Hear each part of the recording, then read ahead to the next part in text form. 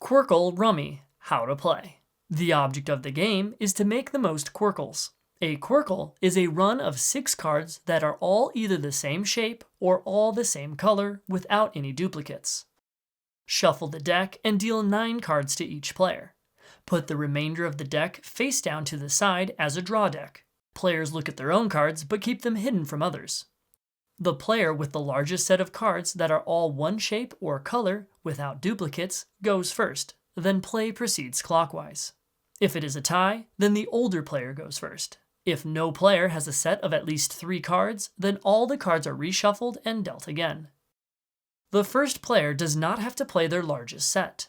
On your turn, you can play cards from your hand to form a new set, add to an existing set, or switch cards to make new sets. You can do any of these multiple times on your turn if you want.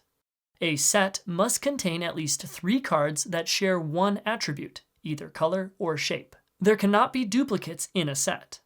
To start a new set, lay it to the table with the cards overlapping. To add a card to an existing set, the card added must contain the matching attribute and there cannot be any duplicates.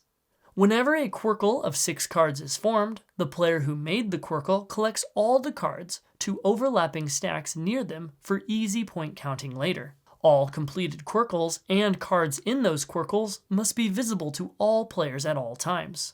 To switch cards, you must add at least 1 card from your hand to the play area. Next, rearrange any number of cards already in play so as to make new sets. When finished, all the sets must still have at least 3 cards and 1 common attribute with no duplicates. You are allowed to switch cards into quirkles and collect them. You must play at least 1 card on your turn if you can. If you are unable to play, then your turn is skipped and you do nothing. After playing, your turn ends and you draw back up to 9 cards.